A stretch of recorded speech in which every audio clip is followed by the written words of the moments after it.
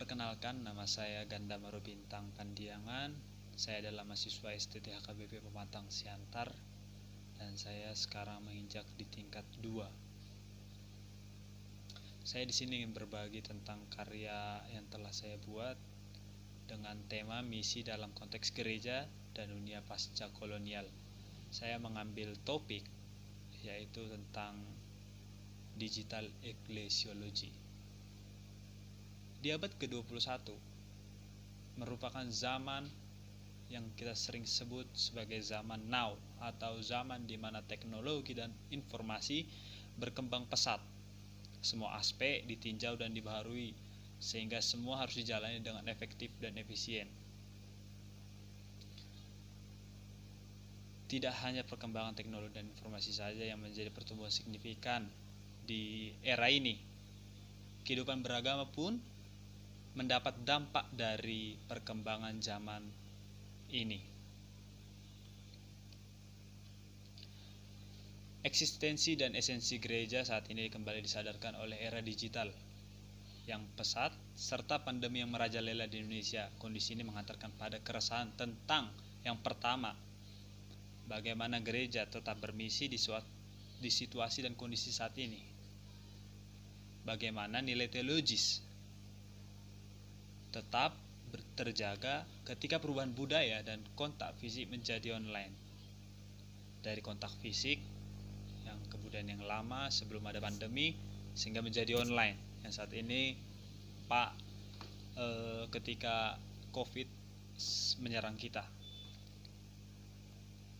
Lalu yang terakhir, saya merumuskan apakah gereja tetap menjaga amanat agung yang tertulis di Matius 28 ayat 18 sampai 20 untuk memberitakan Injil kepada orang yang belum mengenal Injil, atau malah sebaliknya, misi gereja saat ini hanya mempertahankan jemaat yang telah mengenal Injil. Ini yang menjadi problema saat ini bagi masyarakat kita, masyarakat Kristen, untuk tetap menjaga bagaimana keberadaan gereja di tengah pandemi. Untuk kita memasuki pada konsep digital ecclesiology, kita harus mengerti konteksnya, konteks saat ini, yaitu di mana kita hidup berada pada era digital. Era digital adalah era di mana semua aspek masyarakat dapat diperoleh melalui internet. Dari aspek sosial hingga spiritual telah didapat di dalam media sosial. Media sosial merupakan sebuah kanal pergaulan sosial lewat jalur internet, di mana para penggunanya bisa dengan mudah berpartisipasi, berbagi, serta mencurahkan pemikirannya di dalam jejaring sosialnya. Jadi era digitalisasi ini tidak jauh kepada pergaulan dalam bentuk media berupa media digital. Jadi ada perubahan kultur dari kultur yang sebelumnya adalah sosial itu, berhubungan sosial itu bisa dengan secara kontak fisik. Itu dahulu sebelum bisa kita bilang bahwa kita belum mengenal gadget atau teknologi informasi yang lainnya gitu.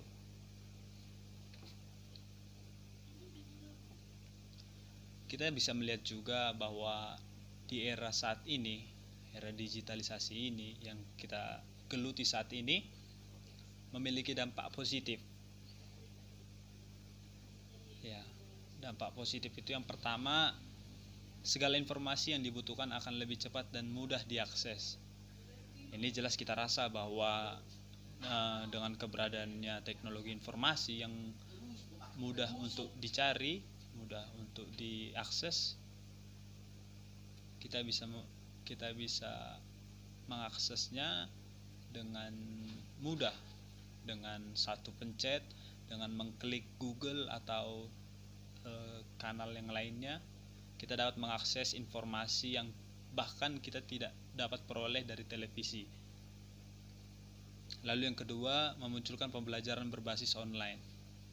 Ya, kita tahu bahwa semenjak pemerintah mengeluarkan kebijakan kebijakan belajar dari rumah dan bekerja dari rumah, banyak sekali sekolah menyediakan pembelajaran yang berbasis online. Misalnya buku-buku online, semua bisa diperoleh untuk membatasi pergerakan mobilitas dari masyarakat untuk keluar rumah berjumpa dengan orang lain. Lalu yang ketiga, melahirkan sistem atau tempat untuk bersosialisasi secara global dengan berbasis digital. Nah, ini jelas tadi, karena seperti yang saya lihat bahwa digital mampu menembus segala lapisan, di mana kita bisa berteman tidak hanya sebatas teman yang dapat kita jumpai seperti yang kita lakukan ketika berjumpa dengan teman gitu, berjumpa dengan kawan secara langsung. Kalau misalnya di era digital ini kita dapat berjumpa dengan teman yang bahkan kita tidak tahu, kita tidak dapat menjangkau secara langsung daerahnya, namun kita dapat menjalin hubungan sosial dengan mereka walaupun jarak memisahkan. Lalu yang terakhir, saya melihat bahwa era digitalisasi ini mampu menimbulkan inovasi baru yang menyangkut pada teknologi digital yang pasti lebih efektif dan efisien dalam proses pekerjaan. Kalau yang ini pasti memiliki dampak, ya, bahwa di mana seluruh pekerjaan dapat dicakup oleh digital. Sekarang banyak lapangan pekerjaan dihasilkan melalui digital, seperti berdagang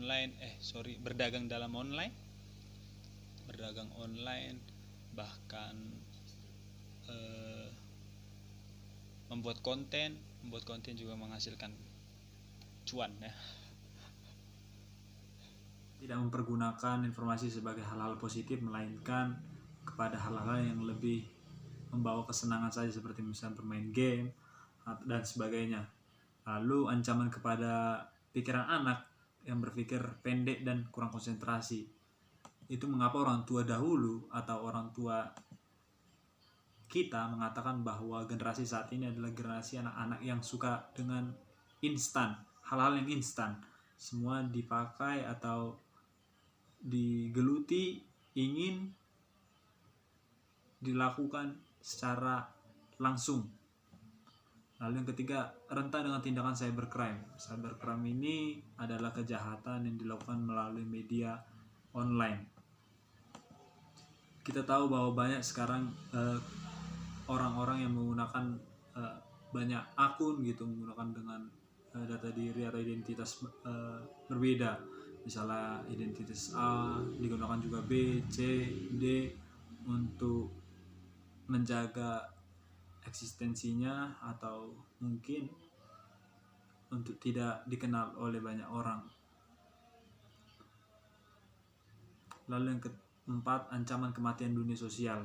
Ancaman kematian dunia sosial ini maksudnya yaitu di mana dunia realitas telah digantikan dengan dunia virtual.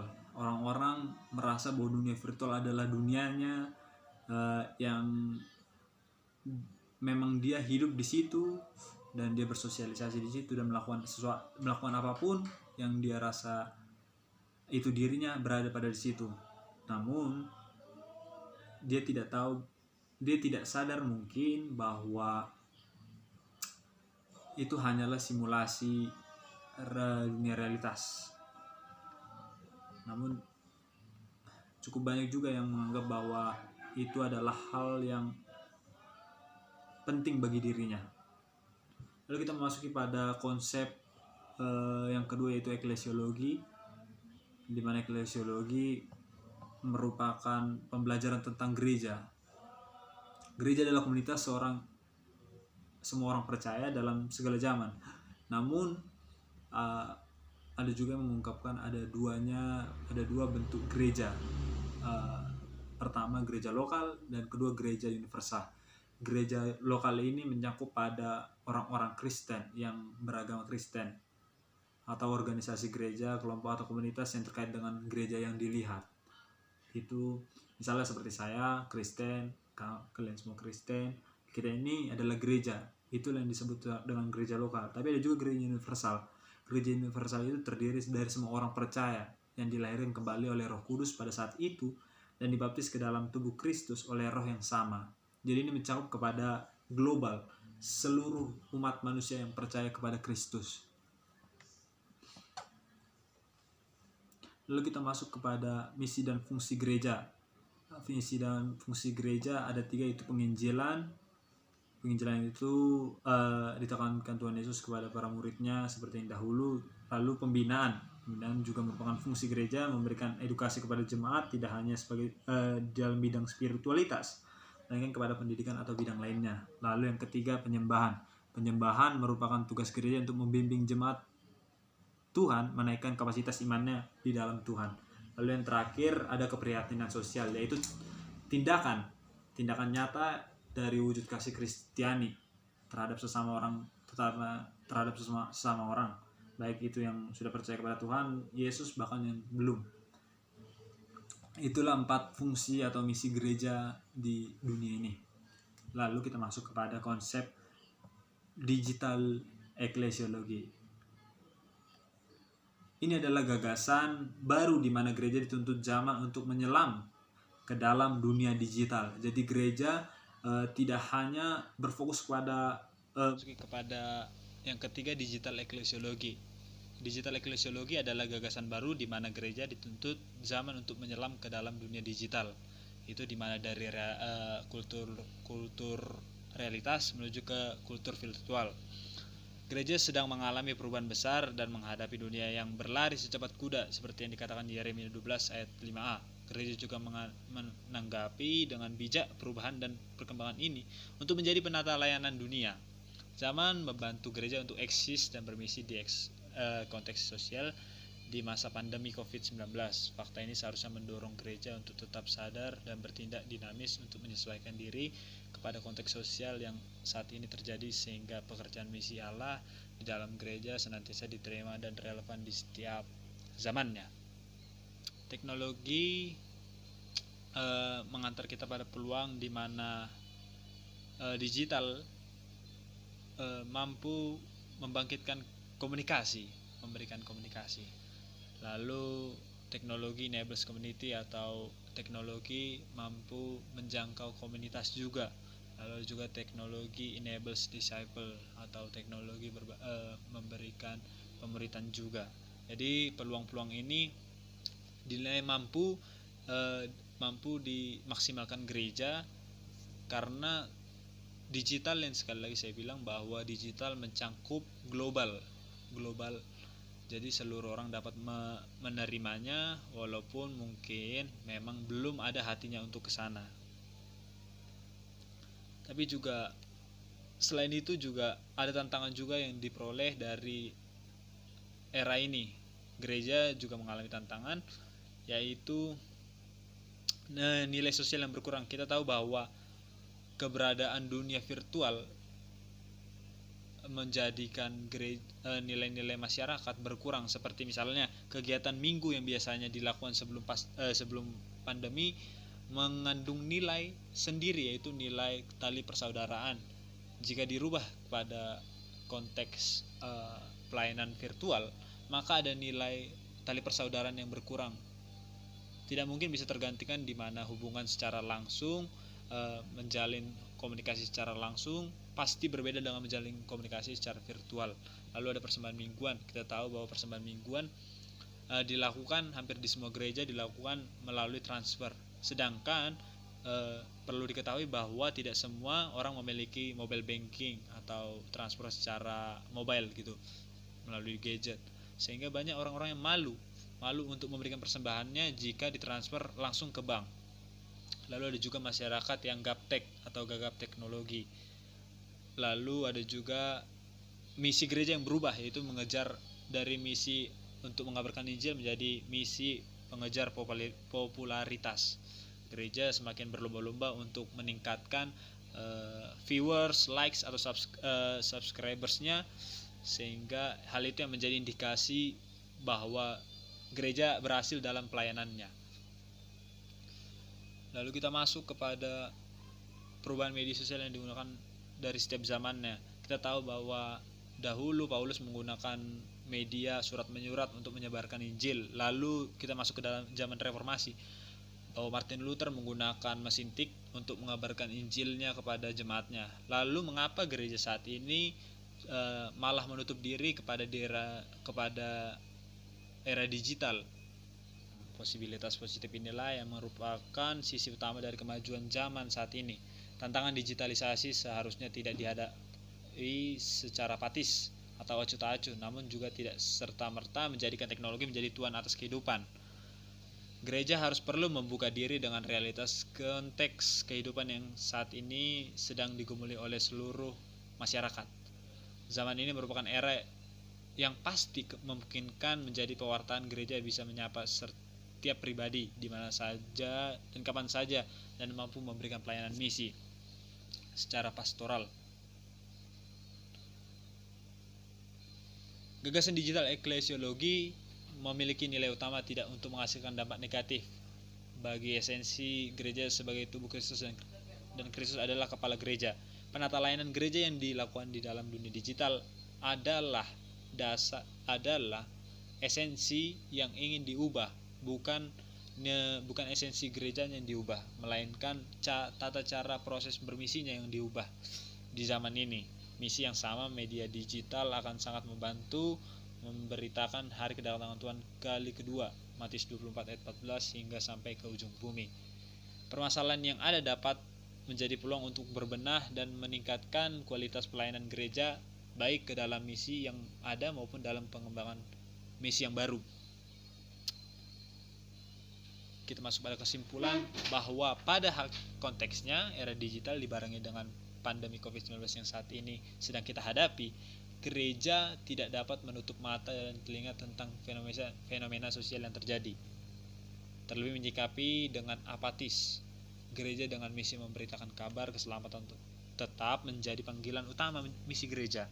Konteks setiap zaman akan selalu berubah. Begitu juga cara bermisi pun dimaknai secara baru. Namun gereja perlu mewaspadai dampak dari era digitalisasi.